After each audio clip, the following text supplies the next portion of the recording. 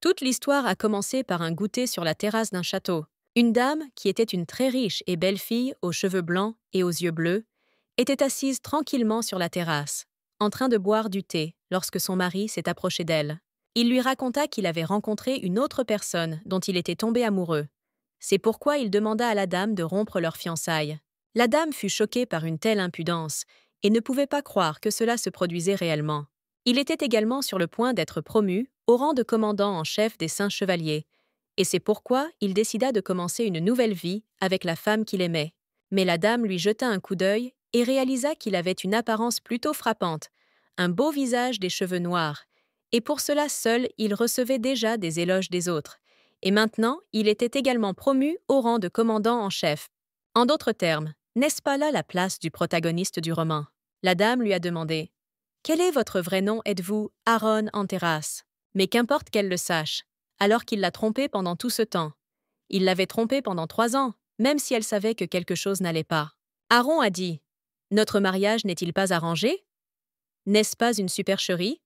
Nous n'avions pas de relation sérieuse. Mais il a accepté de payer une pension alimentaire. Après s'être calmé tard dans la soirée, elle prit un verre et alla au jardin. Même si ce n'était pas de l'amour, elle croyait que peut-être un jour cela le serait. Elle a pleuré et crié pourquoi c'était si injuste envers elle. Et à ce moment-là, elle a vu un autre personnage du roman. Hyperion Solucius est un prince, un homme qualifié de terrible meurtrier, mais dont on dit aussi qu'il est incroyablement beau et intelligent. En regardant ses cheveux, on dirait qu'ils sont tissés de fils d'or, et ses yeux sont rouges comme du sang chaud. Mais plus que cela, il serait le partenaire idéal pour Notre-Dame. C'est pourquoi, dès qu'il s'est approché, elle a crié: marions-nous. Bien sûr, il a été extrêmement surpris par cette proposition. Effrayée par le silence, la dame continua à dire: bien sûr, un mariage sans rendez-vous est plutôt étrange, mais pourquoi retarder l'agréable? Et à ce moment-là, il sourit, la regarda doucement et accepta que c'était une proposition intéressante. Puis, lui touchant le visage et la regardant droit dans les yeux, il dit: marions-nous?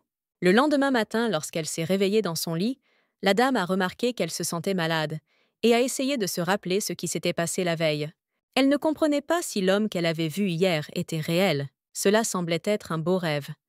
Des cheveux d'or, des yeux enchanteurs, et la famille impériale de Solucius, dont on disait qu'elle avait été bénie par le dieu Soleil lui-même. Impossible, s'écria la dame. Si c'était lui, elle aurait été pendue sur la place pour son insolence. Mais il était quand même très attirant, même si ce n'était que le fruit de son imagination.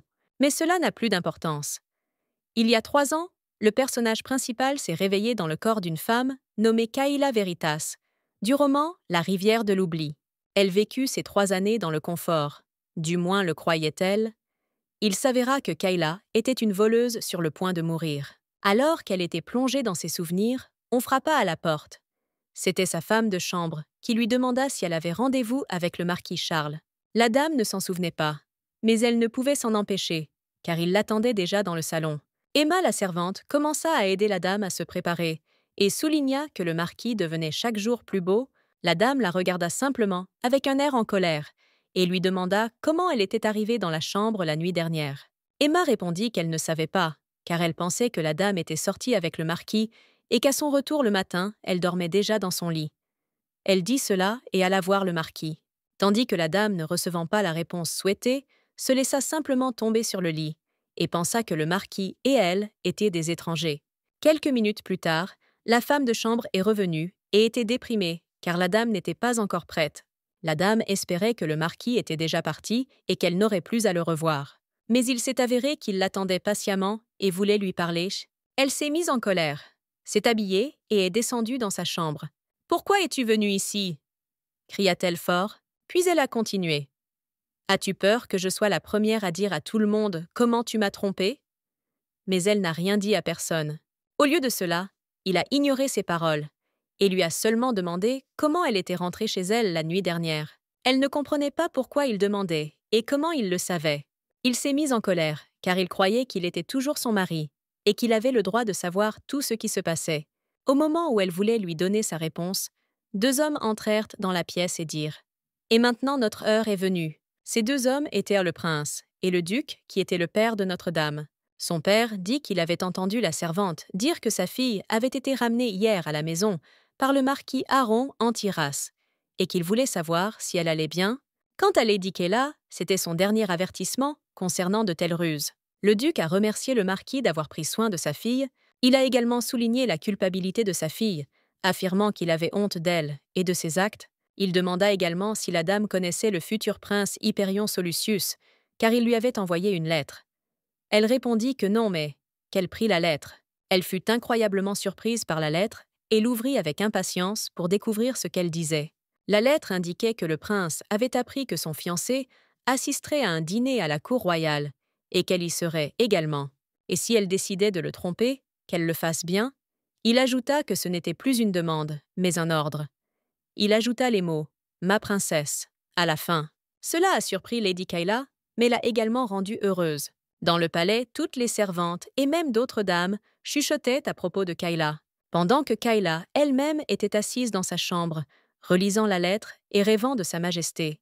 Mais à ce moment-là, sa paix fut rompue lorsque son frère fit irruption dans la pièce. En criant son nom, il voulait tout savoir, notamment si elle avait réellement reçu une lettre du prince et depuis combien de temps elle était en contact avec lui. Le serviteur de son frère remarqua que le jeune maître était insolent et qu'il n'avait pas vu sa sœur depuis longtemps. Il répondit que cela n'avait aucune importance. Son frère lui demanda à nouveau comment Hyperion la connaissait et si elle était au courant de son terrible secret. Il a souligné qu'Hyperion ne parlerait jamais à quelqu'un comme elle, parce qu'il était juste un fou. Mais son serviteur a dit qu'il n'avait rien à craindre, car le prince avait des vacances alimentées par la lune et son nom est Leta Phoebe, le personnage principal du roman. Et comme tout le monde le sait, c'est le pouvoir de la lune qui peut écraser la folie du soleil. Et elle était avec Hyperion toute sa vie. Elle lui a demandé à plusieurs reprises, et pour la dernière fois s'il l'avait jamais aimée, mais sa réponse a été « non jamais ». Malgré tout, le prince ne la considérait même pas comme une femme. Il alla jusqu'à gâcher l'essence de la sainte. Pendant que le serviteur racontait cette histoire, le frère de Notre-Dame prit la lettre et commença à en lire le contenu. La dame était furieuse car c'était son document personnel. Après avoir terminé sa lecture, il demanda à Kayla de porter sa bague à la réunion du lendemain. Il lui demanda de ne jamais l'enlever où que ce soit. Cette bague l'accompagnait depuis qu'elle était venue au monde, et elle ne l'avait jamais enlevée, et la considérait comme quelque chose d'extraordinaire. Il a été spécialement fabriqué pour elle, et pour le monde entier, et il n'y en avait qu'un seul sur sa main, a souligné le frère. Et comme le futur prince serait présent à cet événement, il était impossible de le traiter impoliment. Bien que Lady Kayla pensait que rien de tout cela n'était important, puisqu'elle assisterait à l'événement en tant qu'épouse du marquis. Mais son frère savait que sa sœur et le marquis seraient si bientôt séparés. Elle était choquée qu'il sache cela, et qu'il sache que le marquis l'avait trompée avec une autre femme. Il savait tout depuis le début. Dès qu'il a vu l'homme, il a su qu'il ne pouvait que bien parler et rien d'autre. Kayla fut surprise par la réaction et l'inquiétude de son frère. Elle n'avait pas réalisé jusqu'alors à quel point sa famille se souciait d'elle. Le frère de Kayla lui a suggéré de rompre les fiançailles elle-même, même si elle ne voulait pas que son père le sache. Même la servante a souligné que ce serait la bonne décision de rompre les fiançailles, car ce n'était pas sa faute, mais la faute de cet imbécile. En effet, il avait décidé de se retourner contre la famille Veritas, et ce n'était pas quelque chose qui était facilement pardonné. Il leur restait ensuite à élaborer le prochain plan d'action. Raphaël, d'ailleurs, était le frère de l'héroïne. Il s'inquiétait pour sa sœur et tentait de l'aider à résoudre la situation. Mais Kayla était seulement triste et ne pouvait pas croire que cela puisse lui arriver. Son frère remarqua qu'elle n'allait pas bien et lui demanda ce qui n'allait pas. Elle répondit que lorsqu'elle pensait à Hyperion, son cœur battait plus vite. Mais en même temps, elle avait peur de ne pas pouvoir revenir vivante de ce dîner. Le lendemain, tout se passait au château royal, où tout le monde était occupé à préparer un festin. Pendant que la dame se disputait avec le marquis, celui-ci lui demanda encore une fois des nouvelles du prince et pourquoi il l'avait invité. Kayla ne comprenait pas pourquoi il s'en souciait autant, et lui dit d'être poli, car de nombreux yeux surveilleraient toute la situation. Cependant, il a quand même insisté pour répondre, et voulait qu'elle lui explique d'abord toute la situation. Elle a continué à l'ignorer. Alors il lui a crié dessus, de manière agressive, à propos de sa relation avec le prince. Mais toutes ses pensées étaient occupées par Hyperion. Et dès qu'elle voulut répondre, l'arrivée du prince fut annoncée dans la salle du banquet. À ce moment-là, tout le monde cria ensemble « Gloire au soleil de notre empire !» Prenant place. Hyperion déboutonna sa chemise et posa ses pieds sur la table. Les autres ducs lui dirent qu'en tant que personnage célèbre, Il devait s'asseoir comme un prince et porter ses vêtements correctement. Le prince sourit simplement et dit « Quiconque a été sur le champ de bataille sait comment ignorer cela. Et si vous, marquis Bastian, vous vous sentez mal à l'aise à mon banquet, vous devriez vous reposer et partir ?» Le marquis répondit seulement que tout allait bien et qu'il se sentait mal uniquement parce qu'il était vieux. Le prince dit seulement que dans ce cas que le marquis soit patient, car c'était très bruyant. Notre-Dame observait le prince et ses actions avec admiration. L'atmosphère était très tendue. Un autre marquis s'adressa au prince et lui dit qu'ils étaient venus lui apporter des boissons, faites avec les fruits les plus frais et le miel de fleurs. Les invités étaient tout simplement ravis de goûter ces boissons, affirmant que c'était un grand honneur de simplement les voir. Tout le monde a loué l'odeur incroyablement douce et délicieuse, et surtout l'apparence des boissons. Ce nectar dans des verres était appelé la boisson des dieux. Mais la dame pensait aussi qu'il s'agissait de verres contenant du poison, et dans de tels moments, il est utile de connaître l'histoire originale, car sans regarder le doux sourire du duc, la famille Lutas est la famille la plus méchante et la plus rusée. Sa famille utilise les poisons avec une grande aisance et une grande habileté, et son successeur a récemment été annoncé. On dit qu'il a éliminé son rival en l'empoisonnant. Et pour se débarrasser de l'odeur du poison, il n'utilisait que des fruits frais et fortement odorants. Alors qu'elle réfléchissait à cela, le duc Lutas remarqua qu'elle ne voulait pas essayer la boisson, et pensa que peut-être la princesse Veritas n'aimait pas les jus de fruits. Elle a seulement répondu qu'elle était allergique au baies, mais qu'elle accepterait le cadeau avec gratitude envers le duc. Le duc Lutas s'est excusé de ne pas avoir prêté attention à cela plus tôt. Alors que tous les invités discutaient des derniers développements dans le royaume, Lady Kayla attira le regard du prince Hyperion sur elle. Elle était gênée et se demandait pourquoi il la regardait comme ça, mais elle était distraite par ses pensées. La dame d'en face lui demanda si la princesse Veritas allait bien. Elle pensait qu'il serait difficile de se lier d'amitié avec elle, mais à sa grande surprise, elle s'amusait beaucoup avec Kayla. Elle a demandé à Kayla de lui annoncer une bonne nouvelle, car ils veulent tous entendre parler de son prochain mariage. Cependant, dame Kayla lui assura qu'il n'y avait rien. Elle n'avait aucune nouvelle, mais son marquis a dit que très bientôt, il leur raconterait la nouvelle du mariage.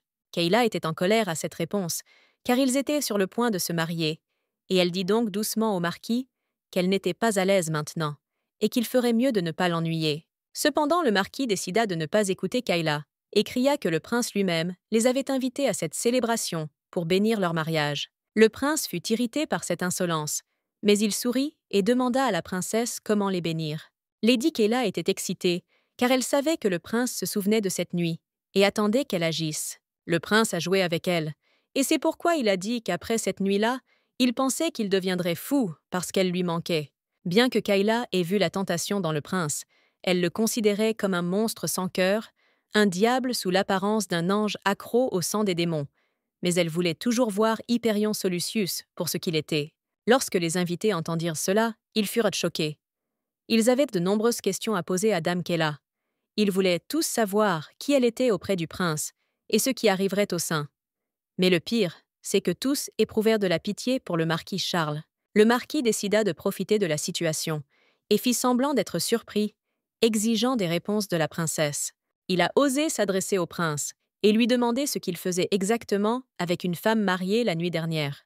Le prince sourit simplement, mais demanda également si vous pouviez tous gérer cette information.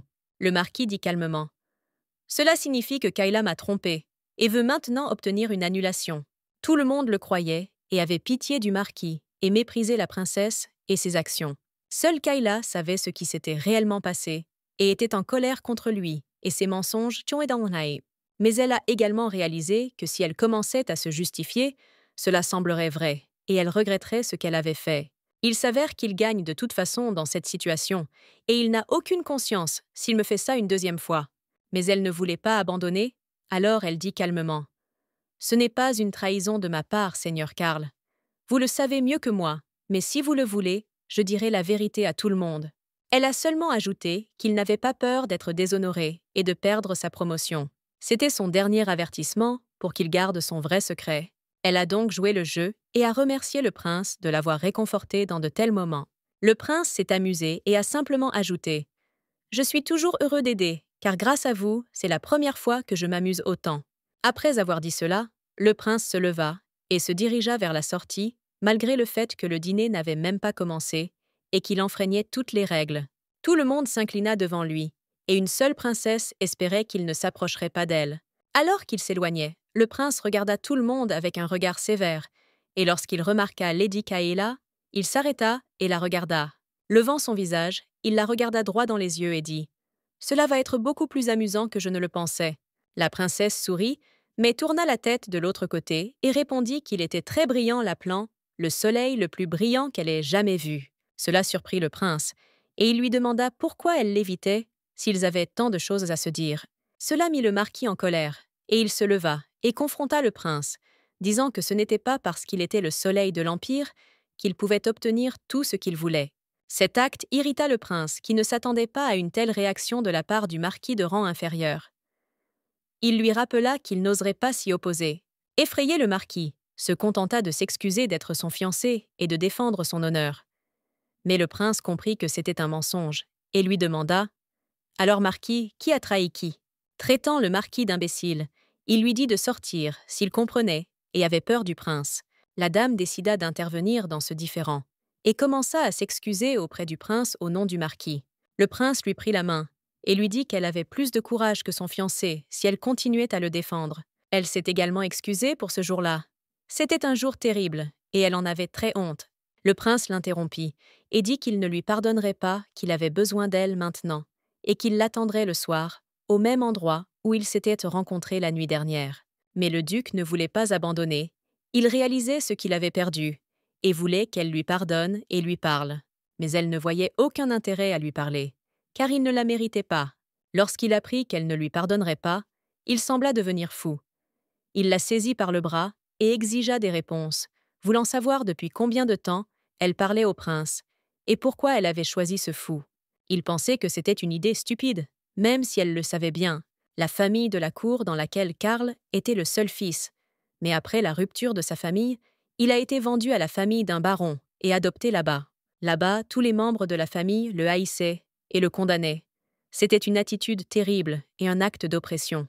Dépendant de prouver sa force et son importance, et ayant peur d'être abandonné, tout cela l'a amené à se sentir inférieur. Si je suis en colère contre lui maintenant, c'est parce qu'il m'a quitté. Il s'en est rendu compte, il a compris qu'il m'avait maltraité et il a regretté ses actes. Mais si je suis tombé amoureux, c'est à cause de toi. Tu as toujours eu besoin de moi, dit-il, et la dame resta sans voix, ne sachant que dire.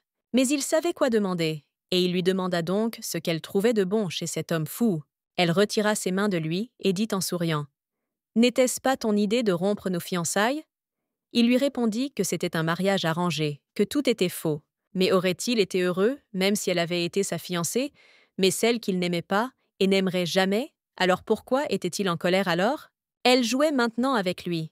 Elle le provoqua en colère en lui demandant « Es-tu en colère parce que j'ai trouvé quelqu'un de meilleur que toi, quelqu'un comme le futur prince ?» Elle lui a indiqué où il devait être et a ajouté qu'elle n'était pas un déchet à jeter comme ça. Maintenant, toutes ses prochaines actions seraient inutiles. Elle n'avait plus besoin de lui. Même s'il était déçu, il ne pouvait vraiment rien y faire. C'était sa trahison, son erreur. Et maintenant, c'était le passé. Depuis que Kayla avait enfin surmonté son ex-fiancé, elle devait faire face à la chose la plus importante. Et bien sûr, elle est allée au jardin, où elle a rencontré le prince ce soir-là. Tout semblait étrange, et elle était la seule dans le jardin. À part une balançoire en feu, elle ne trouva rien. Alors elle décida de s'asseoir là. Elle était bouleversée et pensait qu'elle ne connaîtrait plus jamais une vie paisible. Soudain, alors qu'elle était plongée dans ses pensées, elle vit quelque chose de noir s'approcher d'elle. C'était une panthère noire qui effrayait la jeune fille, car elle ne comprenait pas d'où venait un léopard noir dans le jardin royal. Elle cria de peur. « Pourquoi un léopard est-il soudainement apparu ici ?»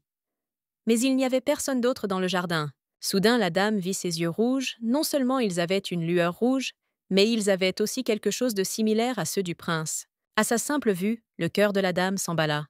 Son apparence était à la fois menaçante et incompréhensible. Et après seulement 1 minute de réflexion, l'animal s'est mis à courir et la fille s'est couverte le visage avec ses mains, de peur qu'il ne la déchire. Elle pensait qu'elle avait mis en colère le prince du soleil, et c'est pourquoi il avait envoyé cet animal pour la tuer. Mais en réalité, ce doux chat voulait être aimé, et s'est allongé sur les pieds de la princesse pour être caressé. La princesse fut surprise par la douce réaction de l'animal. Le léopard noir leva la tête et regarda la fille avec de grands yeux rouges pleins d'amour. La dame caressa l'animal et contempla les jolies oreilles et le corps duveteux du léopard. Elle se souvint que dans l'histoire originale, il était l'animal le plus terrifiant, et à ce moment-là, un homme s'approcha d'eux. C'était un prince. Il sourit doucement et dit que c'était la première fois qu'il voyait Babil, le nom du léopard noir, si heureux et gentil avec les autres. « Gloire au soleil et à l'empire », dit-elle. Le prince regarda simplement en silence la princesse jouer avec le gros chat et les admira. Étonnamment, il resta un instant perdu dans ses pensées et ses souvenirs. Il se retrouva dans son bureau où il dit « Vous avez sûrement entendu parler des frontières, un endroit où personne ne peut entrer. » Puis il demanda « Est-ce l'impératrice qui vous envoie ou pas ?» pointant son arme directement sur la jeune fille. Il n'a reçu que le silence en réponse. Alors il a demandé à nouveau à la jeune fille si elle avait peur de perdre la vie. La jeune fille répondit qu'elle n'avait rien fait de mal à lui ou à sa famille, donc elle n'avait rien à craindre. Il lui demanda alors comment elle avait réussi à franchir la barrière et pourquoi ses familiers, c'est-à-dire le léopard noir, lui avaient permis de s'approcher de lui. Mais il ne la croyait pas. C'est pourquoi elle lui demanda une occasion de se justifier, car elle n'avait aucune intention de le tuer. Puis il regarda ses mains réfléchies à ce qu'il faisait et s'assit à sa table, offrant du thé à la princesse. Mais la jeune fille refusa et demanda au prince s'il se souvenait de ce jour-là et de ce qu'elle lui avait dit. La princesse ne se souvenait pas de cette nuit-là parce qu'elle était ivre et désespérée d'être abandonnée. Mais le prince décida de lui rappeler que lorsqu'il l'avait rencontrée dans ce jardin, elle l'avait demandé en mariage et qu'il avait accepté. Mais la jeune fille n'y croyait pas et se querella avec lui pour savoir comment il pouvait faire une telle chose. Le prince était las de ces bavardages creux, il n'était pas intéressé, et il ne pouvait pas croire qu'elle ne se souvenait pas de cette nuit-là. Mais il lui dit « Marions-nous » La jeune fille voulait dire autre chose, qu'elle était désolée d'avoir dû quitter son ancien fiancé. Mais lorsqu'elle entendit ces paroles, elle resta sans voix. Elle fut surprise non seulement par l'idée, mais aussi par la proposition de mariage du prince du soleil lui-même. Le prince a souligné que la dame avait rompu avec son fiancé et que rien ne l'empêchait de l'épouser, même si c'était un accident. Il ne comprenait pas quel était son problème, pourquoi elle ne pouvait pas être avec lui s'il le voulait, et il n'y avait rien de mal à cela. Pour la première fois depuis longtemps, il s'est autant amusé, et c'était grâce à elle. La princesse a beaucoup réfléchi à la façon dont le mariage, avec une telle personne, et les relations amoureuses étaient possibles. Elle était prête à mourir, plutôt que de l'épouser. Et que faire de sainte Phébé? S'il épousait une princesse et non une sainte, le temple se détournerait de lui. C'est pourquoi elle a dit au prince qu'il avait besoin d'une épouse avec un statut élevé, même si la princesse lui convenait, et qu'elle n'allait pas abandonner et chercher d'autres options. Par exemple, qu'il y avait beaucoup de candidats et qu'il avait besoin d'une raison particulière pour l'épouser. Le prince nia toutes ces paroles et la regarda droit dans les yeux en disant « Kayla Veritam, j'ai besoin de toi ». L'événement suivant eut lieu au palais de la princesse Kayla. Une lettre fut envoyée à son château, que son père lui apporta, indiquant qu'il s'agissait d'une lettre du château principal du roi, contenant une demande en mariage. Son frère était contrarié, parce qu'il essayait de la cacher des yeux du prince Soleil. Lui demanda nerveusement à sa sœur si la lettre venait vraiment du château et du prince lui-même, d'Hyperion Sol Lucius. Toute la famille s'est réunie dans une pièce et a discuté de l'idée et de la famille du duc Luta et de tous ses efforts pour attirer sa fille unique dans la famille royale. Bien que les Luta ne soient pas une famille simple, ils comptent 4 sorciers de haut niveau. Pourtant, le prince a rejeté leur proposition venue tout droit du temple. Il finit par envoyer une demande en mariage à la famille de Kayla. Tout le monde s'intéressait à la façon dont elle avait réussi à faire tomber le prince amoureux d'elle et à la manière dont elle allait lui rendre l'appareil. Ce n'était pas poli de la part de sa tante. Alors le frère de Kayla la remit à sa place, en lui rappelant qu'elle n'était même pas de leur comté et que ce n'était pas ses affaires. Mais la princesse ne comprenait pas ce que sa tante voulait dire par « rembourser ». Mais plus que les paroles de sa tante, elle ne se souciait que de la lettre et de ce qu'elle devait en faire de ce à quoi elle devait répondre. Elle intervint alors dans les conversations de la famille et annonça qu'elle refuserait l'offre de mariage du prince. À quoi sa tante répondit qu'elle ne devait pas faire cela, et elle pensa avec colère à la façon dont elle pourrait froisser le marquis pour l'avoir quitté et trahi. Même si leur mariage est détruit par consentement mutuel, la femme doit quand même souffrir, parce que d'autres personnes parleront de leur famille et du mariage brisé. Frère Raphaël a essayé de calmer sa tante pour avoir torturé la princesse, même si son ex avait fait l'erreur. Mais la tante n'a pas écouté. Elle a continué à parler d'elle-même et a dit à tout le monde d'ouvrir les yeux sur cette situation, car personne ne se soucie de savoir qui est à blâmer. Les gens veulent juste bavarder sur les ducs et les princes. Comme nous le savons, tous les rumeurs disparaissent rapidement lorsque de nouvelles plus importantes apparaissent. Autrement dit, elle avait besoin de passer à un homme meilleur comme un prince. Le duc dit à tante Rachel de se taire, car il y avait trop de nouvelles pour une journée, et il était temps pour elle de rentrer chez elle. Son père a dit à la princesse Kayla de faire ce qu'elle pensait être juste et ce qu'elle ressentait. Son père a respecté chaque décision et a cru qu'elle serait la bonne. Heureusement, la famille de la princesse ne l'a pas interrogée en profondeur sur la rupture sur le prince, ni même sur les raisons pour lesquelles elle était restée silencieuse pendant tout ce temps. Elle décida qu'elle devrait bientôt rencontrer Sa Majesté. Au fil du temps, la dame s'assit dans sa chambre et se demanda si la lettre était arrivée à la bonne adresse, si elle venait bien du prince. Et pour elle, elle était bouleversée et n'arrêtait pas de demander à Amy, la femme de chambre, de lui apporter de plus en plus de café. Mais Eva refusait, car elle pensait en avoir assez pour la journée. Et quand Eva était sur le point de partir chercher du lait chaud pour la dame Kayla, l'arrêta et lui demanda pourquoi son visage était partout dans les magazines. Il s'avéra que la plus grande nouvelle au château concernait la princesse et sa relation avec le futur prince du soleil. Tout le monde voulait savoir comment elle avait réussi à faire fondre son cœur de glace. Ce qui était encore pire, c'est que sa tante Rachel a donné une interview à un magazine et a révélé les secrets de sa nièce. Cela choqua la princesse et la servante Eva. Elles ne comprirent ni quand ni comment cela s'était produit. À un moment donné, ils ont entendu des cris et des applaudissements à l'extérieur de la fenêtre. Il y avait beaucoup de gens qui étaient devenus fans de Kayla et voulaient l'interviewer pour le magazine. Et tous ces gens ont entouré la voiture de son père. Et ils l'ont bombardé de questions et de leur attention. Et il a juste essayé de s'enfuir d'une manière confuse. Qui n'aurait pas voulu savoir comment la princesse avait rencontré le prince et qui était tombé amoureux de qui en premier? Et si tout cela n'était qu'un mensonge pour gagner en popularité, les rumeurs se sont rapidement répandues dans le royaume. Voyant toute cette situation, Kayla décida que la meilleure solution serait d'aller à la cour royale et de parler au prince. Mais outre la nouvelle du mariage, elle apprit aussi un divorce. Il s'avéra que son père avait décidé de donner les mines du Nord à la famille de son ex en guise de compensation. Elle ne pouvait pas y croire, cela ne pouvait-il pas être vrai. Mais comment son père pouvait-il faire ça, et comment son frère pouvait-il le permettre? La princesse était tellement en colère qu'elle courut dans la chambre d'Enoch, qui était en charge de tous les ordres et de toutes les terres sans prévenir. Elle a crié que tout cela expliquait pourquoi son ex avait reçu le terrain en guise de compensation. Il répondit calmement que c'était une compensation pour sa famille. Or c'est elle qui aurait dû la recevoir, puisqu'il l'avait trompée. Enoch lui a dit que la famille de son ancien marquis était prête à intenter un procès pour obtenir ses terres et ses minéraux. Même si Enoch avait dit que la terre n'avait pas de valeur et qu'il devait la laisser tranquille, elle était furieuse qu'il ait osé la poursuivre en justice après tout ce qu'il avait fait. Mais personne ne savait qu'il ne s'agissait pas seulement de champs incultes, mais d'une mine. Personne, sauf la princesse, n'en sait rien. Et dans cette mine se trouvent des reliques sacrées. Et c'est la personne qui trouve toutes ces reliques sacrées, et qui peut éveiller l'esprit du désir, qui pourra acquérir un pouvoir sans précédent. C'est pourquoi la princesse a décidé qu'elle devait rendre la mine. Elle ne la laisserait pas à son ex entre des mains peu fiables. Enoch décida qu'elle voudrait poursuivre la famille du marquis. Mais elle avait un meilleur plan. Elle n'allait pas gaspiller son énergie sur ceux qui n'en valaient pas la peine. Mais comme ils avaient déjà assez de problèmes, il ne voulait pas qu'elle en crée davantage.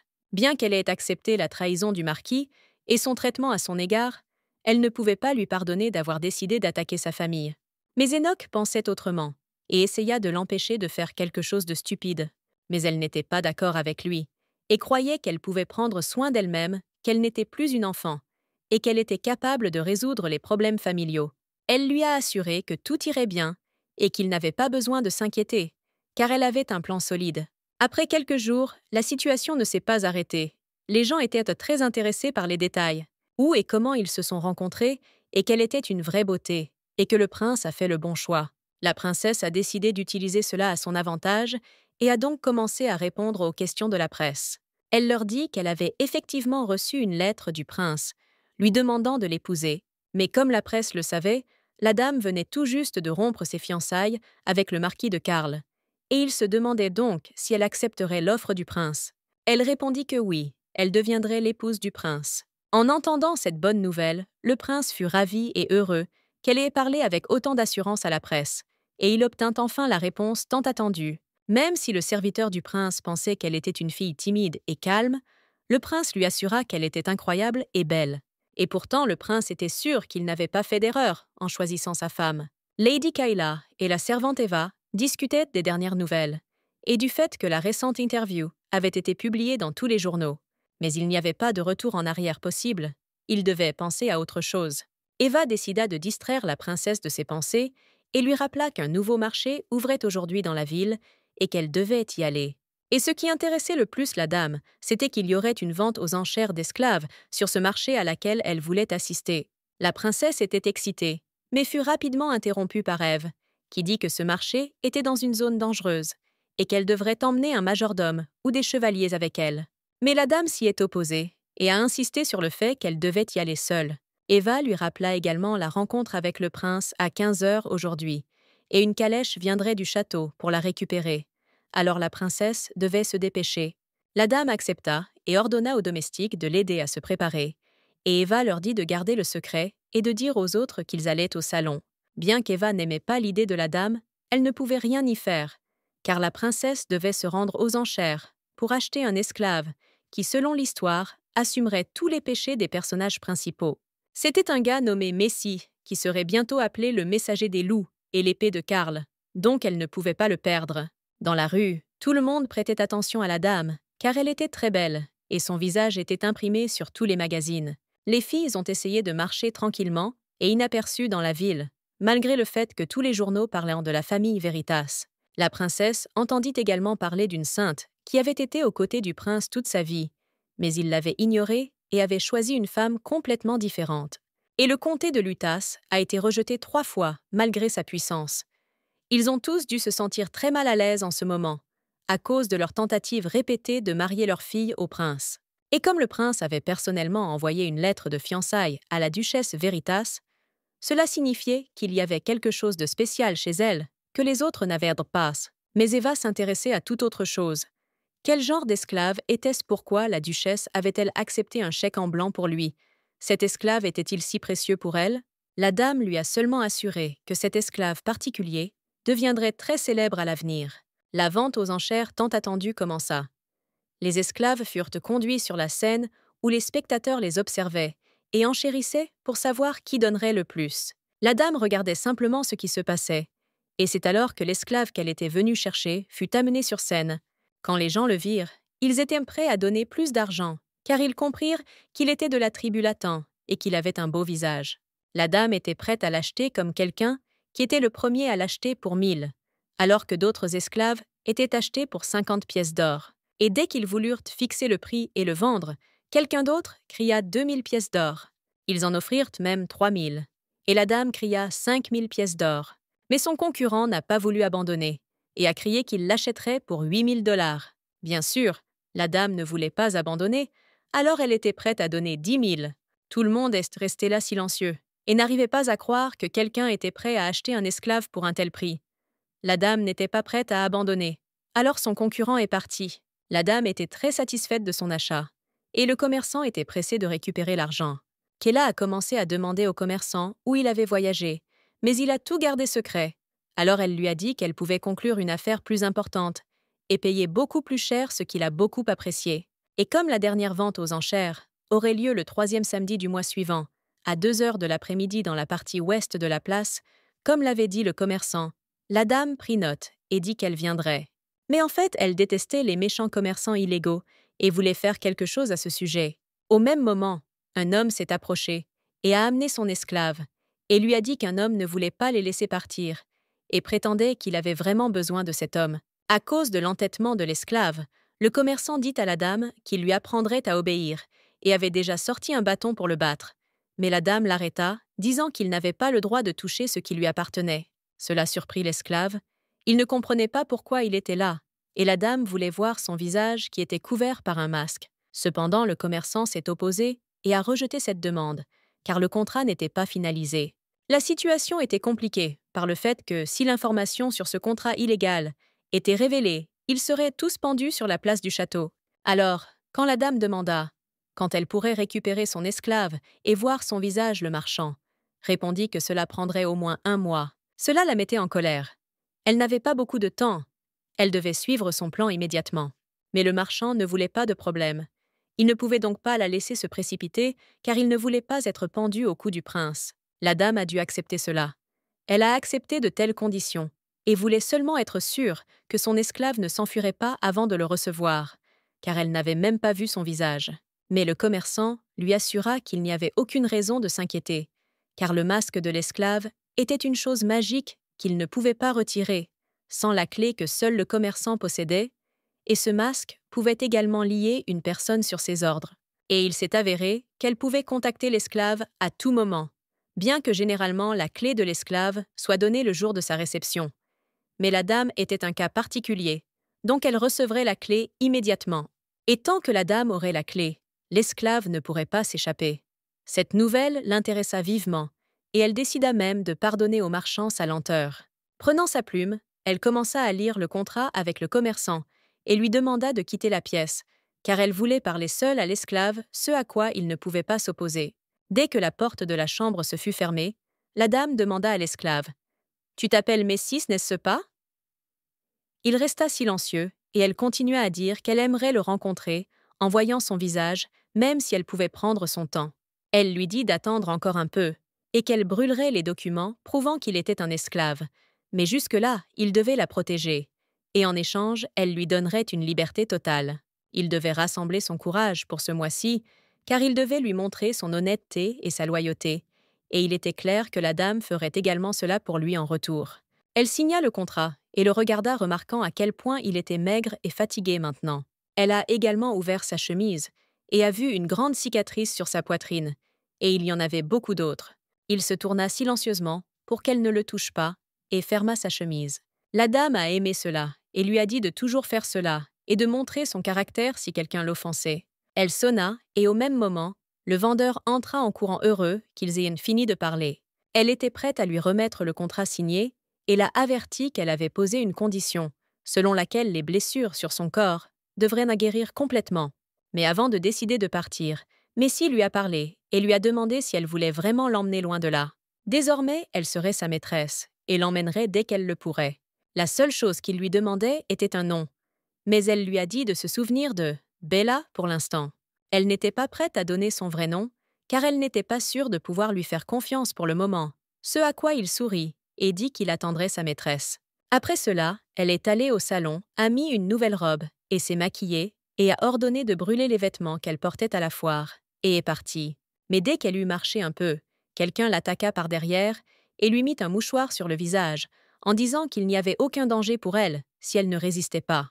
La dame était surprise que cette personne sache qui elle était et ne comprenne pas ce qu'il voulait d'elle. Alors elle a crié et a essayé de s'enfuir. Mais il la traîna dans une pièce, la jeta par terre et dit à quelqu'un « Madame ici comme vous l'avez demandé ». L'homme a dit au ravisseur qu'il lui avait demandé de la traiter avec douceur, même si elle résistait. Il était également étrange pour les hommes qu'une autre personne ait déjà perdu connaissance. Mais il était évident que la dame n'était pas affectée par la magie. Comme vous le savez, la magie ne fonctionne pas uniquement sur ceux qui ont un pouvoir sacré, et dans l'Empire, seuls les saints de la Lune et le futur prince du Soleil ont un pouvoir sacré. Cela semblait donc idiot au ravisseur. L'un des hommes est sorti et est allé garder l'entrée pour que personne ne puisse entrer dans la pièce. Tandis que l'autre se demandait pourquoi il avait commencé tout cela, il dit à la dame qu'elle irait bientôt mieux, qu'elle avait juste besoin de dormir un peu, et que si elle lui parlait, tout cela ne serait pas arrivé. La dame s'est réveillée et a vu son ravisseur, et dans sa colère, elle l'a frappé au visage, le déconcertant. Elle reprit ses esprits et tenta de comprendre pourquoi elle était là et ce qu'il voulait. Le ravisseur s'avéra être le marquis Carl Bale, son ancien fiancé. Pendant que la dame était kidnappée, Eva essayait de comprendre pourquoi Kayla était partie si longtemps et si elle était sûre qu'elle allait bien. Alors qu'elle se promenait dans le marché à sa recherche, elle entendit des hommes dans la rue parler d'une femme folle qui avait acheté un esclave pour 10 000 pièces d'or. C'était la première fois qu'ils voyaient une telle chose. Ils pensèrent donc qu'il s'agissait d'un membre du conseil d'administration. Mais Ève comprit qu'il s'agissait bien de sa dame, et tous ceux qui étaient présents à la vente remarquèrent la beauté du visage de l'esclave. réalisant que s'il avait les yeux noirs et les cheveux roux vifs, cela signifiait qu'il était de la puissante tribu de Latan, qui possédait de la magie. Après avoir écouté tout cela, Ève a décidé de demander aux hommes si la dame était toujours à l'intérieur du bâtiment, mais ils lui ont dit que la femme était partie depuis longtemps. Ève ne pouvait pas le croire, car pendant tout le temps où elle était restée là, personne n'était sorti ni entré. L'homme lui a dit que si c'était le cas, alors la femme avait dû être kidnappée, que la zone était dangereuse, et qu'il y avait de nombreux chasseurs de riches dans ces passages. Elle fut choquée d'entendre cela. Comment une femme pouvait-elle être kidnappée? Et elle le remercia simplement et décida de partir à sa recherche. Elle marchait dans la rue et criait « Madame! Madame !» Mais personne ne répondait. Alors elle continuait à errer jusqu'à ce qu'elle remarque un riche carrosse. Il était recouvert d'or, et elle réalisa que c'était le carrosse du château. Elle courut vers son mari dans la voiture et lui demanda de l'aider, mais il la regarda simplement en silence tandis qu'elle implorait de l'aide. Soudain, la fenêtre de la voiture s'ouvrit et un bel homme blond regarda dehors. Intéressé par ce qui se passait dehors, Eva se figea devant la voiture, voyant sa majesté dans toute sa gloire. Alors qu'elle fixait le prince et ne pouvait détacher ses yeux de lui, un homme en robe noire sauta soudainement de la voiture, sortit une épée et lui ordonna de s'écarter. La jeune fille fut effrayée et tomba sur la route, implorant son pardon. Et l'homme en robe noire leva son épée et dit « Maître, je la tuerai si vous me l'ordonnez. » Eva commença à pleurer de plus en plus fort et à demander pardon, disant qu'elle n'était que la servante de Lady Veritas. Le prince arrêta l'homme et lui demanda si par le nom Veritas, elle entendait Lady Kayla Veritas, et la servante répondit oui. Cela l'intéressait clairement. Alors il demanda à nouveau « Est-ce elle qui deviendra bientôt l'épouse de l'empereur de l'Empire ?» Eva répondit que oui, c'est exact. La dame lui dit d'attendre ici pendant qu'elle inspectait la place, mais elle n'était pas encore revenue. C'est pourquoi elle craignait tant que la dame ne soit perdue quelque part, ou que quelqu'un l'ait kidnappée. Elle le supplia d'envoyer cette information au royaume s'il avait un appareil de communication.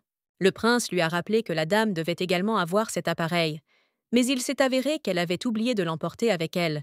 Bien que le prince ne puisse pas le croire, comment pouvait-elle l'oublier?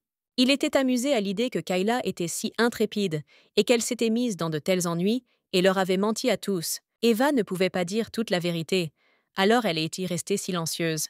Le chevalier demanda alors au prince s'il voulait partir à la recherche de dame Kayla. Le prince répondit qu'il n'avait pas le choix.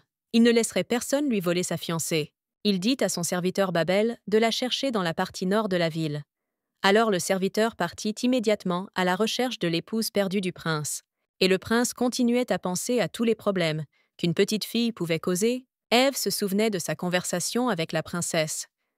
Elle parlait du prince aux cheveux blonds et aux yeux rouges, et de Babel aux yeux rouges, mais aux cheveux noirs.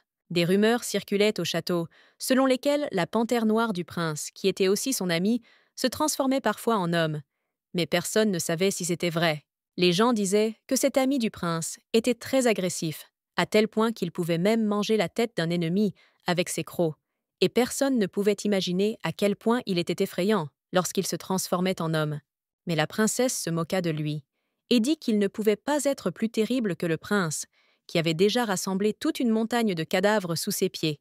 Il s'avère donc que ces deux hommes sont les mêmes, le futur prince et son compagnon homme-panthère. Pendant qu'il cherchait en la dame, le marquis essaya de lui parler dans une vieille pièce. Il prétendait ne pas l'avoir kidnappée.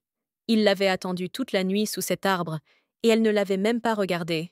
Pour la fille, cela signifiait qu'il l'avait également observée tout ce temps, avant d'oser la kidnapper. Mais il resta sur ses positions et continua à dire qu'il ne l'avait pas kidnappée, mais qu'il était allé sur la place pour faire son propre truc, jusqu'à ce qu'il voie ému attendre la dame. Il pensa que cela signifiait que Kayla était assise dans le salon où elle allait si souvent. Il dut donc l'arrêter devant le salon et l'amener ici pour lui parler. Mais elle savait qu'il mentait. Alors elle résista. Elle était faible car il avait utilisé contre elle un sort aux herbes somnifères. Il était en fait surpris que cela n'ait pas fonctionné sur elle, et qu'elle n'ait pas perdu l'équilibre et ne se soit pas endormie. Il voulait quand même lui parler, même si elle n'avait rien d'autre à lui dire. Mais il voulait savoir pourquoi elle avait choisi le prince. Il ne pouvait pas croire que le prince qu'on appelait un véritable monstre avait monté ce spectacle simplement parce qu'il aimait la fille. La fille répondit avec colère qu'il ne devrait pas s'en soucier. Le gars lui a rappelé qu'il avait été son amant. Elle ne voulait pas écouter, Elle voulait mettre fin à la conversation. Dès qu'elle s'est détournée de lui, il lui a demandé à nouveau. Il voulait savoir si elle l'avait jamais aimé, parce qu'il en était sûr. La dame s'est mise en colère et a dit que tout cela n'était que des conneries et qu'il devrait la laisser partir, car c'était la dernière fois qu'elle était gentille avec lui. Il n'était pas satisfait de cette réponse et ne voulait pas perdre sa réputation. Alors il lui saisit les mains et exigea qu'elle divorce du prince. Parce que tout le monde savait que le royaume de Lutas essayait de marier sa fille unique à un prince. Et dès qu'elle accepterait la proposition du prince et l'épouserait, elle deviendrait immédiatement une ennemie de la famille Lutas. Et elle doit aussi se souvenir de la situation à la cour royale où séjourne actuellement l'impératrice Vaitas, seconde épouse de l'empereur et belle-mère de Léon. Cela signifie que la seule personne qu'elle ne peut pas contrôler et ordonner est le prince. Et c'est pourquoi elle veut mettre sa personne de confiance à la place de la princesse. Elle le fera quoi qu'il arrive, car elle est de la famille Lutas et est la sœur de l'actuel empereur Lutas, et elle est une parente éloignée du sorcier aîné. La princesse n'avait pas peur d'elle et savait tout de la vie de Vétas, qui avait été chassée de sa famille, même si elle s'était consacrée à la prospérité de sa famille. Il était clair qu'elle voudrait désormais se venger d'eux.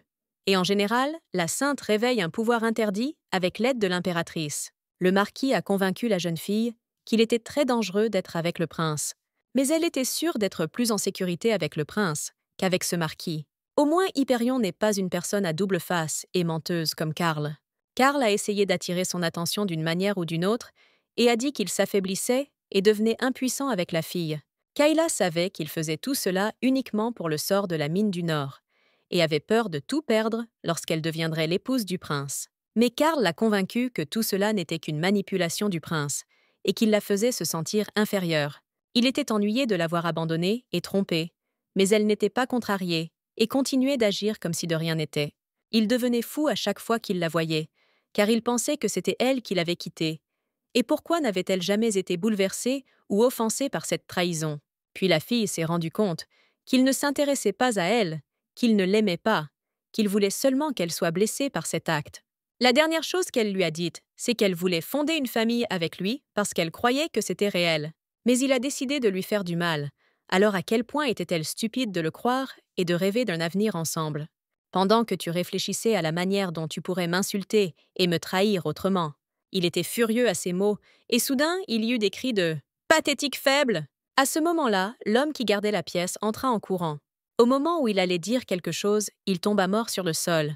Le marquis fut effrayé et cria « Je vous avais dit de ne laisser entrer personne ici !» À ce moment-là, le prince frappa à la porte et dit en souriant qu'il était une exception, donc il se joindrait probablement à leur conversation. Il se tenait sur le seuil de la porte, frappant et criant pour qu'on lui ouvre. Le marquis regarda la dame et lui montra la fenêtre qui était un passage secret. Et lorsqu'il lancerait la pierre magique, elle devrait s'enfuir. Il a également ajouté qu'il n'avait pas l'intention de l'offenser et qu'il en avait vraiment honte. Dès qu'elle voulut lui demander autre chose, la porte s'ouvrit et le prince entra dans la pièce. « On m'a dit que tu étais allé sur la place, » dit-il. « Est-ce que cet endroit fait aussi partie de la place ?» a-t-il demandé. Elle a été choquée de le voir ici et avec son ex-fiancé. Elle ne put s'empêcher de demander ce que Sa Majesté faisait dans cet endroit, et il lui demanda la même chose. À ce moment-là, le marquis prit la parole et exprima sa surprise de voir le prince ici. Mais le prince fut surpris par l'impudence de l'homme. Comment osait-il lui parler? Et lui demanda s'il avait interféré avec eux de quelque manière que ce soit. Alors, s'éloignant de la jeune fille, il décida de découvrir qui était cet homme masqué, avec qui il avait vu sa fiancée. Le prince sortit son épée et demanda à l'homme s'il savait à quelle famille appartenait cette arme. Mais il resta silencieux et effrayé. Alors, le prince mit l'épée sur la tête de l'homme et lui demanda à nouveau. Et puis il a pointé l'épée vers le masque de l'homme pour voir qui se cachait derrière et avec quels hommes sa fiancée se cachait. L'homme resta simplement là. Alors le prince dut lui demander à nouveau s'il voulait montrer son visage ou si le prince allait le découvrir par lui-même. Serrant la pierre magique dans ses mains, l'homme dit « Félicitations pour vos fiançailles. Et, en tant que personne qui a aimé une femme, je dois dire que ce sera difficile pour vous. » Et à la même seconde, il leva la main pour lancer la pierre qui aurait explosé à l'impact, avec une surface dure. La dame le savait, alors elle a immédiatement crié au prince de s'enfuir et de se sauver. Elle courut vers lui et sauta sur lui, pour le jeter de côté et le sauver. Il la regarda tendrement et fut ravi de cette fille, disant qu'elle était incroyablement courageuse. Ou alors, Elle était tout simplement très imprudente si elle faisait ça. Pendant que la fille essayait de se remettre de ce qui s'était passé, mais le marquis comprit qu'il avait enfin compris qu'elle ne l'avait jamais aimé. Il mit la pierre dans sa poche, brisa immédiatement la fenêtre et sauta dehors. La princesse n'eut que le temps de se lever et de regarder par la fenêtre pour voir où il s'était enfui. Mais il était parti et le prince lui proposa de l'aider à se venger. Un seul mot d'elle, et il couperait la tête de cet idiot. Il était prêt à faire tout ce qu'elle lui demanderait. Un seul mot de sa part pour se venger de son ex, et le prince le retrouverait et lui apporterait sa tête en cadeau de mariage. La princesse refusa cette offre et dit qu'elle se vengerait elle-même de lui. Il lui suffisait que le prince ait été témoin de tout et qu'elle sache qu'il avait volontairement laissé partir le marquis. Le prince, amusé par son intelligence, comprit rapidement la situation. Mais de toute façon, il était heureux de jouer avec elle et aimait cette tournure des événements. 1 an s'était écoulé depuis que le marquis était entré en politique et avait démarré une entreprise dans la capitale du royaume. Bien qu'il s'efforçât d'être un gentleman, il était en réalité aussi sauvage et terrible que le pire des animaux sans manières. Et il était intéressant de voir à quel point il était capable de s'abaisser pour se venger. Mais le prince se demandait pourquoi Kayla n'avait rien fait à son ravisseur. Elle aurait au moins pu le frapper à la tête avec son talon. Dans son esprit, elle pensait que si elle avait eu son mot à dire, elle l'aurait tué, mais elle voulait qu'il réalise à quel point il était pathétique en s'enfuyant. Parce que, comme tout le monde le sait, il n'y a rien de pire que de prendre conscience de sa propre inutilité. Hyperion ne comprenait pas comment elle pouvait être si calme. Car dans de tels cas, les gens se mettent généralement en colère, et elle était absolument calme. Mais notre princesse n'était pas de celles qui s'énervent pour des choses irréversibles. Il est inutile de pleurer pour de telles choses. Dans sa vie passée, elle comprenait tout. Mieux vaut réfléchir avec sa tête que de céder à ses émotions. Le prince fut touché par ces mots. Il ne s'attendait pas à entendre d'elle ce qu'il avait compris après 3 ans de tourments. C'est pourquoi il pensait qu'ils étaient faits l'un pour l'autre. La princesse a fait remarquer qu'elle devrait être plus prudente maintenant. Il lui a rappelé qu'elle avait marché seule dans une zone dangereuse, sans moyen de communication, et qu'elle avait été en danger. Il s'assit et exigea une explication.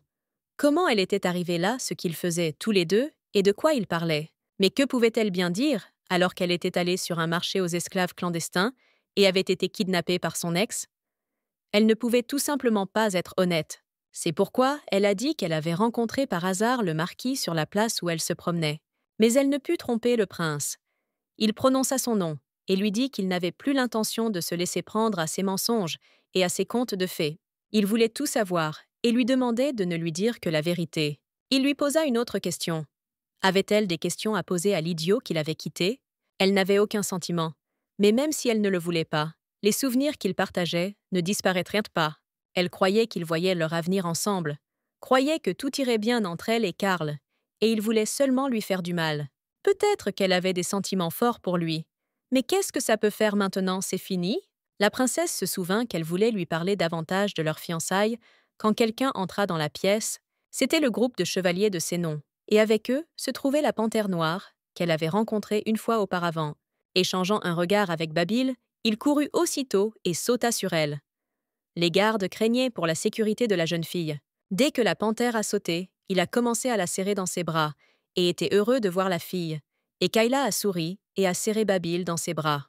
La fille posait des questions et parlait à Babel, et le prince les regardait seulement avec jalousie. Tout le monde était surpris que Babel adore autant la fille et se comporte comme un chat doux et non comme une bête terrible. Le prince rit et dit à Babil qu'il n'avait aucune manière envers une dame. Mais le moment de plaisir passa rapidement, lorsque le prince lui ordonna de reprendre ses esprits et de lui raconter la situation. Et à ce moment précis, avec l'aide de la magie, la panthère noire s'est transformée en un homme grand et beau, aux cheveux noirs, aux yeux rouges et au visage très sérieux, comme si le chat n'avait jamais été là. La princesse se tenait là, sous le choc, regardant ce type incapable de croire ses yeux, ce qu'elle venait de voir, et pensant que lui et Hyperion étaient incroyablement similaires. Il a indiqué que tous les hommes masqués étaient arrêtés et qu'il attendait de nouvelles instructions à leur sujet. Autre bonne nouvelle, le marquis est en détention, mais le prince ordonna qu'il soit libéré pour le moment. Les gardes ne comprirent pas cette décision et exprimèrent leur mécontentement, car le marquis cherchait à nuire au prince et à sa fiancée. Tous s'accordèrent à dire qu'il méritait d'être exécuté. Nous savons tous que le prince aime s'amuser. Il ne voulait donc pas simplement tuer le marquis? Cela aurait été trop ennuyeux. Bon, assez parlé de ça, il est temps de sortir d'ici. Dame Veritas devait rentrer chez elle. Alors Babil a été chargée de la ramener chez elle. Mais elle avait d'autres plans et ne voulait pas rentrer chez elle. Alors elle a décidé de s'enfuir avant que Babel ne le remarque. Babel vit son intention de s'enfuir, l'arrêta et lui demanda où elle allait. Elle répondit qu'elle rentrait chez elle. Si elle rentrait chez elle, il l'emmènerait là-bas, a-t-il dit, bien qu'elle ait résisté et ait prétendu qu'elle pouvait y arriver elle-même. Il s'est montré têtu et n'a pas cédé à la dame car il avait reçu un ordre du prince. Il l'avertit de ne pas s'éloigner de lui, car elle était désormais sa maîtresse. Kayla ne comprenait pas pourquoi, et quand elle était devenue sa maîtresse. Mais elle a accepté la rapidité avec laquelle elle est devenue son amie. N'oublions pas non plus le contrat et l'esclave. Il passait ses journées à penser à la dame et à ce qu'elle avait fait pour lui. Il pensait qu'elle était une fille intéressante, voire mystérieuse. Il a immédiatement compris qu'elle était sa majesté et qu'elle ne s'associerait pas à un endroit aussi sale et dégoûtant. Mais comment s'est-elle retrouvée là-bas et pourquoi l'a-t-elle choisi? Pourquoi a-t-elle dit qu'elle le laisserait partir après avoir payé autant d'argent aux trafiquants? Et que signifiait son regard quand elle lui a dit au revoir? Que voulait-elle lui dire et n'a rien dit? Il ressentait quelque chose qu'il ne pouvait pas expliquer et qu'il n'avait jamais ressenti auparavant, même s'il était en vie depuis 200 ans. Il s'inquiétait également de la façon dont elle le regarderait lorsqu'elle découvrirait qui il était vraiment. Mais soudain, il entendit des conversations à l'extérieur de la fenêtre. À ce moment-là, les gardes du château recherchaient Karl et ses serviteurs, après la situation avec la pierre magique. Il décida de quitter la pièce et de voir qui il cherchait. À ce moment-là, un commerçant courait en criant depuis le jardin. Il forçait tous les esclaves à travailler pour lui, pour gagner encore plus d'argent. Il était ennuyé, car dès que cette femme riche est venue et a acheté un esclave, il a cessé de lui obéir. Ainsi, jusqu'à ce qu'elle l'emmène, le commerçant serait son maître et cet esclave devrait obéir à tous ses ordres, sinon il serait puni. Après avoir entendu ce que Kayla avait dit, il n'allait obéir à personne, surtout à celui qui l'avait emprisonné et voulait le vendre. Le commerçant grossier et paresseux était en colère face à cette attitude. Alors il prit un bâton et voulut donner une leçon au garçon impudent.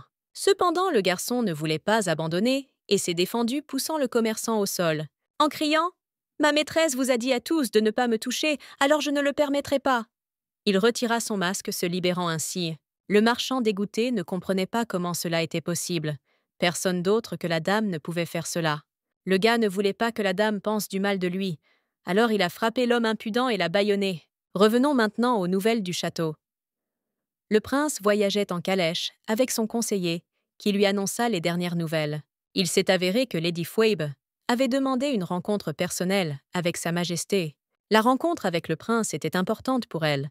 Elle était prête à sauter le service, et tout cela à cause de la nouvelle du prochain mariage du prince. Cependant, le prince ne comprenait pas ce qu'elle voulait. Alors le conseiller lui expliqua. Madame a toujours été amoureuse de lui et travaille 7 jours sur 7 pour le bien du prince et de sa famille. Aujourd'hui encore, elle prie pour que l'empereur reprenne conscience. Le prince devrait reconnaître ses services au royaume et la récompenser. Tout ce qu'elle désire, c'est que le prince l'aime en retour. Il ne veut pas l'entendre et lui ordonne de connaître sa place, car avec un tel désir, elle devrait rester loin de lui. Tout ce qu'elle fait, c'est essayer de s'immiscer dans ses affaires et sa vie à chaque occasion. Le conseiller ne pouvait pas discuter avec le prince. Alors il demanda simplement pourquoi sœur Babil n'évitait pas du tout Lady Veritas. La réponse était qu'il devait l'aimer. En fait, sœur Babel cache le plus grand pouvoir obscur du prince. Il n'obéit qu'à lui et n'exauce que les souhaits du prince. Le prince et sœur Babel peuvent être considérés comme une seule et même personne. Donc si Lady Veritas en aime un, cela signifie que le conseiller a demandé au prince s'il était sûr, car Babil n'écoute pas et n'aime même pas la sainte elle-même, bien qu'il vive avec elle depuis l'enfance. Et peut-être que ce n'est qu'un intérêt temporaire pour une nouvelle personne. Le prince lui-même ignorait si c'était le cas. Mais Hyperion savait qu'il devait se souvenir d'elle, même si tout le monde oubliait qui elle était. Il l'attendait. Lors du transfert des détenus, une émeute éclata. Les bandits feignirent de se rendre volontairement, mais en réalité, ils utilisèrent des explosifs. Kayla observait la situation depuis la fenêtre du wagon et attendait Vival. Entendant les rumeurs dans la rue, elle comprit que Babil patrouillait la ville et avait arrêté presque tous ceux qui avaient participé à l'attaque contre la dame. La dame ne pensait qu'à la raison pour laquelle elle n'avait pas fui. alors qu'elle en avait eu l'occasion, et pendant que Babil attrapait les criminels. Pendant que les soldats discutèrent de la situation, elle resta assise, silencieuse, à écouter. Elle entendit quelque chose qui l'inquiéta, car Babil s'était blessé à la joue avec des éclats de verre projetés lors de l'explosion. Et puisque Babil et le prince ne font qu'un, si l'un est blessé, l'autre ressentira la douleur. Heureusement, la blessure n'était pas grave, et le prince n'aurait donc pas dû la ressentir. Cela rassura la princesse, car elle était très inquiète pour eux deux. Quelques minutes plus tard, sœur Babel apparut, et tout le monde fut très heureux de le voir. Il monta dans la voiture, en disant que le prince attendait, et qu'il était temps pour eux de partir. La dame le regarda, et commença à réaliser qu'il ressemblait aux jumeaux du prince Lion. Et la blessure qu'il a reçue pendant le combat? Elle doit le brûler très fort. Alors, la dame lui a gentiment proposé d'essuyer le sang sur sa blessure, avec son mouchoir, car il était blessé. Mais il était comme un chat la regardant simplement en silence. Elle s'est donc approchée, a posé la serviette sur sa joue et l'a tenue pour arrêter le sang. En le regardant droit dans les yeux, la dame réalisa qu'elle le trouvait très gentil. Lorsqu'elle arriva au château, elle fut accueillie par le garçon qu'elle avait vu plus tôt. Il lui apporta un document contenant les termes du contrat. Un document officiel qu'il devait lui remettre lorsqu'elle serait définitivement installée à la cour royale. Lady Kella avait complètement oublié que son mariage approchait très bientôt. C'était donc une préparation avant l'événement principal au château. Tandis qu'elle examinait le prince, il lui dit « Pourquoi ne souris-tu pas comme tu le fais sur la première page d'un magazine ?» Elle était choquée. Elle ne pouvait pas penser qu'il l'avait lu. Le prince a dit qu'il voulait la voir heureuse à un moment aussi important pour eux et qu'il pensait qu'elle serait heureuse de se marier. Elle pensait que le prince était un adversaire trop fort pour elle et qu'elle ne pourrait pas discuter avec lui. Il ne voulait pas non plus précipiter le mariage, mais après son enlèvement, il a décidé qu'il valait mieux ne pas retarder un événement aussi important et ne pas la laisser partir. Non seulement le marquis a osé kidnapper la fiancée du prince, mais il a aussi osé jeter une pierre magique devant le saint lui-même. C'est impardonnable, et malgré le fait que Léon possède des pouvoirs sacrés extraordinaires, personne n'ose l'attaquer même masqué, car ils le trouveront et le puniront de toute façon. Et c'est vrai, si ce n'est pour le prince Léon. La dame lui en fut très reconnaissante et s'excusa d'avoir dit cela si tard. Il était d'accord, il aurait dû la remercier plutôt de l'avoir sauvée, mais pour l'instant, sa signature sur le contrat lui suffirait. Lorsqu'elle a ouvert le contrat, elle n'a vu qu'une page blanche, car il s'est avéré qu'ils devaient tous deux écrire un souhait pour leur partenaire maintenant, et ajouter d'autres souhaits au fil du temps pendant le mariage. Elle décida de réfléchir un peu aux souhaits. Alors elle suggéra que le prince écrive en premier. Il a facilement accepté et a commencé à écrire. Pendant qu'il écrivait, elle jetait un œil à son contrat. Il n'exprima qu'un seul souhait et dit qu'ils écriraient tout le reste après le mariage et qu'ils signeraient ce contrat pour 1 an. Mais la dame décida de lui demander la mine du Nord qu'elle partageait avec l'ancien marquis. Même si elle aurait pu demander quelque chose de plus cher et de plus important, elle a décidé d'acheter la mine même si tout le monde savait qu'il n'y avait rien là-bas. Le prince fut surpris par cette demande, car il pouvait faire tout ce qu'elle voulait, et elle ne demandait rien de plus qu'une absurdité. Il y réfléchit. Cependant, elle ne pouvait pas lui dire que cette chapelle renfermait les plus grands trésors du monde, la magie la plus puissante, et une relique appelée les larmes du monde. Elle a simplement répondu qu'elle souhaitait s'y installer plus tard et qu'elle le demandait donc maintenant. Elle n'arrivait pas à croire que cela lui arrivait vraiment. Et tandis que le conseiller lui parlait encore de la procédure de mariage, elle sentait qu'elle ne méritait pas tout cela, parce qu'elle était un personnage secondaire. La dame interrogea le prince sur ses devoirs conjugaux. Il ne comprit pas ce qu'elle voulait dire, et lui demanda si elle voulait dire « dormir ensemble dans le même lit ». Elle voulait dire autre chose, mais elle voulait aussi discuter de cela, car elle ne voulait pas partager un lit avec lui parce qu'elle était très modeste. Ce qu'elle voulait vraiment dire, c'était le sentiment que si l'un d'eux tombait amoureux d'une autre personne, aurait-il le droit d'interférer dans cette relation? Après avoir dit cela, elle regarda le prince. Son visage était impassible, et elle ne pouvait imaginer comment il allait pouvoir contrôler ses sentiments avec une telle indifférence. Après réflexion, il répondit qu'il se fichait qu'elle l'aime, tant qu'elle n'exigeait pas de réciprocité de sa part, et ses conditions lui convenaient. Mais malgré le fait qu'il ne se souciait pas de ses sentiments, il exprima son mécontentement envers d'autres hommes, et pour la dernière fois, ferma les yeux sur sa relation avec quelqu'un d'autre. Il voulait qu'elle s'occupe de ses admirateurs, et les oublie même si leur relation ne durait qu'1 an. Peut-être qu'elle ne le savait pas, mais c'est une personne assez horrible. Du moins c'est ce que tout le monde dit de lui. Et puisqu'ils ont décidé de précipiter le mariage, ils devraient assister ensemble au prochain festival. Toute la noblesse sera là. Il n'y a donc pas de meilleur endroit pour annoncer le mariage. C'est pourquoi le prince a invité la dame à venir au château demain pour discuter de tout.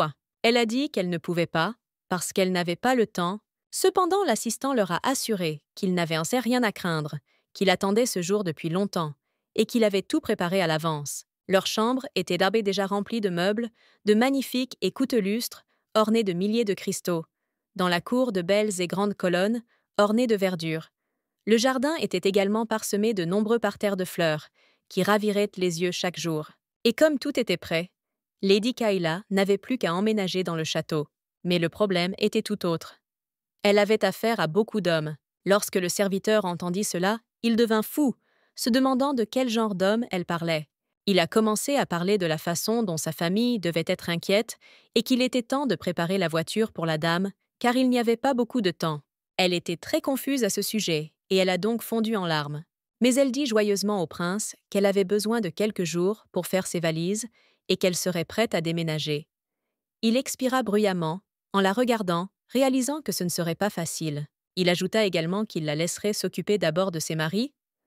La dame, en riant, acquiesça et pensa qu'il serait amusant de se moquer de lui. En parcourant les couloirs du château, elle avait une question, et le prince lui demanda à nouveau. « Qu'est-ce qu'il y a cette fois ?» Elle s'est demandé. « Pourquoi moi ?» Parmi les milliers de filles qui voulaient être son épouse, il la choisit. Elle savait qu'il avait refusé des offres de plusieurs autres royaumes. Elle comprenait qu'il devait contenir le pouvoir de son temple et de son royaume, ce qui nécessitait un mariage avec une personne très noble. À son avis, les parties devaient se bénéficier mutuellement. Mais la dame ne croyait pas qu'elle satisfaisait la partie du royaume, car même si elle était une princesse, il y avait de meilleures offres qu'elle. Alors pourquoi a-t-il choisi Lady Kayla? Sans hésiter, il répondit qu'elle était si belle, qu'elle lui apparaissait même dans ses rêves. Elle le regarda avec suspicion, mais il sourit et dit que c'était la raison pour laquelle il l'avait choisie. Le soir même, le prince Léon se tenait sur le balcon de son château et regardait la voiture de la dame quitter sa cour. Tout ce à quoi il pouvait penser était qu'il faisait le même rêve à chaque fois qu'il perdait connaissance. Le rêve commence avec lui debout et regardant un jardin abandonné, et Ignis, il ne comprenait pas ce qu'était cet endroit, et pourquoi sa mère, sa préférée, était devenue ainsi. Et à cet instant, alors qu'il pensait que tout était fini, elle apparut, et elle dit doucement « Je t'attends depuis si longtemps, Hyperion. » Il se retourne pour regarder cette femme et la voit. Elle lui dit « Souviens-toi de moi-même quand les autres oublient. » En tendant la main, elle disait qu'elle était réelle. Dès qu'il voudrait toucher sa main, le rêve prendrait fin et il se réveillerait. C'est à ces jours-là qu'il rêvait de cette fille, et qu'il était incroyablement fort, et pendant un certain temps, il ne prenait même pas ses médicaments. Chaque fois que son corps commençait à brûler et à faiblir, il courait immédiatement au jardin. Il se sentait immédiatement mieux, comme s'il l'avait rencontrée. Et le jour où il a rencontré la dame dans le jardin, il a ressenti la même chose. Le jour où son rêve s'est réalisé et où elle lui a demandé s'il voulait être son mari, le prince n'a tout simplement pas pu la refuser. Mais il s'est trompé dans sa réponse. Dans la vraie vie, la fille était bien plus belle. Une fois tous les documents remplis, une copie des papiers de fiançailles devait être envoyée à Lady Veritas. Les serviteurs du prince en furent ravis. Finalement, une femme apparut au château de ce célibataire qui allait devenir sa maîtresse. Après la maladie du prince, toutes ses fonctions furent reprises par ses serviteurs et conseillers. Hyperion hésitait à se marier, ce qui compliqua encore davantage la situation au château, mais tout allait finalement changer. De plus, Madame Mary Rita fut nommée pour enseigner à Dame Veritas. Cela fit le bonheur du prince, qui la trouvait impudente. Mais le deuxième conseiller s'y opposait. Il la trouvait horrible et ne voulait pas qu'elle enseigne à la jeune femme. Il imaginait déjà la pauvre princesse s'enfuir du château en larmes, devant la sévérité de la femme. La comtesse voulait la torturer jusqu'à ce qu'elle renonce à son titre de princesse. Mais il pensait que c'était le meilleur professeur pour elle, car il est important pour une future princesse de recevoir une éducation. À cause de cela, les frères commencèrent à se disputer. Comment une jeune femme de 18 ans pouvait-elle diriger un château sans éducation? Ils se disputaient car ils ignoraient si Dame Veritas pouvait accomplir ce que l'impératrice et les saints n'avaient pas encore accompli. Après avoir discuté de tout cela, les frères décidèrent de dire ensemble, au prince, qu'il serait préférable de choisir quelqu'un d'autre pour être le professeur de Dame Veritas. Mais il était têtu et disait qu'il ne changerait pas d'avis Peu importe à quel point on le lui demanderait. Les serviteurs comprirent que le prince la mettait à l'épreuve, tout en croyant en elle et en sa capacité à tout gérer. Ils ne parvenaient tout simplement pas à reconnaître qu'il s'agissait du même prince. Mais les épreuves ne s'arrêtèrent pas là. Bientôt, la réputation de Dame Veritas commença à s'effondrer, la comtesse s'impliquant et prouvant que Kayla ne le méritait pas. Ses conseillers ne comprenaient pas pourquoi le prince faisait cela. Et donc, simplement en tant qu'ami, ils lui ont demandé pourquoi il l'avait choisie plutôt que Fouaba, alors qu'elle faisait tant d'efforts. Mais tout ce qu'il leur répondit fut: c'était la première fois que je voyais une fille pleurer aussi joliment. Il leur a ensuite demandé s'ils avaient finalement compris et a dit qu'il avait assez parlé pour aujourd'hui, parce qu'il était à bout de patience. Le serviteur comprit ce que voulait le prince: qu'elle réussisse tous les tests de la comtesse Rate, afin que personne d'autre ne puisse rien dire sur ses capacités. Au même moment, une jeune fille sous le balcon du prince entendit toute la conversation et s'y intéressa vivement. Elle vit combien le prince croyait en cette dame, ce qui était tout à fait inattendu. « Mais Sa Majesté aime-t-elle vraiment Dame Veritas ?» demanda la jeune fille à voix haute. Un des serviteurs l'entendit et lui demanda si elle allait bien, mais elle répondit qu'il n'avait pas à s'inquiéter, que le prince ne lui rendait pas son amour et que ce n'était pas sa faute. Elle lui rappela que dans chaque recoin du château se trouvaient ses souvenirs et ses secrets. Elle se souvenait de tous les moments passés avec lui. Elle savait où il aimait le plus. Elle savait quelles émotions il manifestait lorsqu'il voyait quelque chose qu'il aimait. Elle a donc dû tout voir de ses propres yeux, même si Babil aimait cette fille. Alors, Sviataya, elle-même, n'était pas assez bien pour le prince. Comme Babel et Léon ne font qu'un, ils ont tous compris ce qui se passait. Elle avait raison, Babel ne l'aimait pas, et lui était hostile malgré le fait qu'elles aient grandi ensemble toute leur enfance. En d'autres termes, cette fille avait tout ce que la sainte n'avait pas.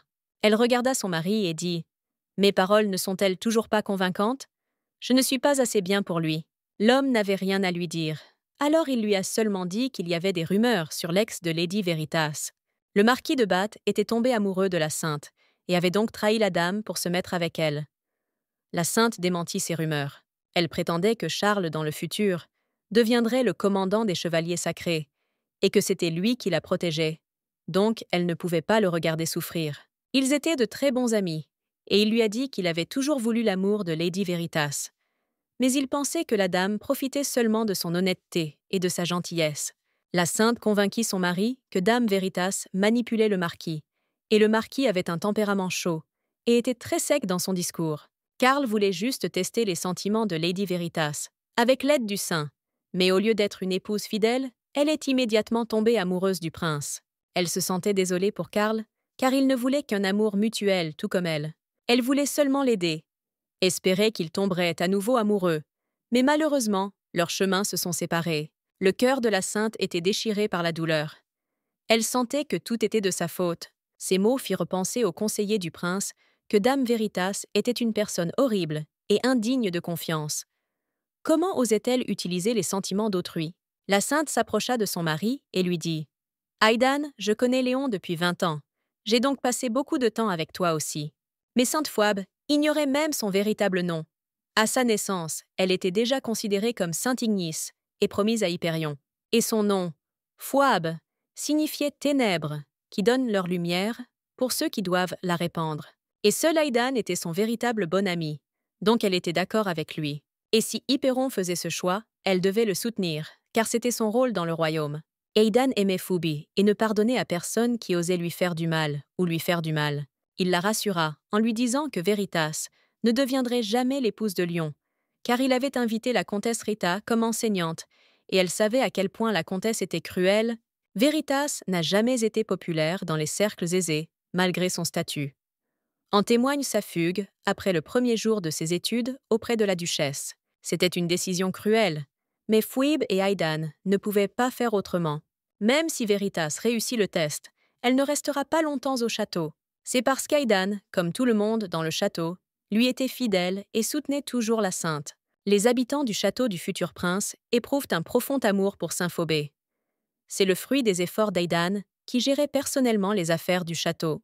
Elle la comprenait mieux que quiconque, et elle avait passé des années avec le prince Hyperion et le connaissait mieux que quiconque. Par conséquent, Veritas n'avait aucun droit de prêter serment au château, et au prince croyait la sainte.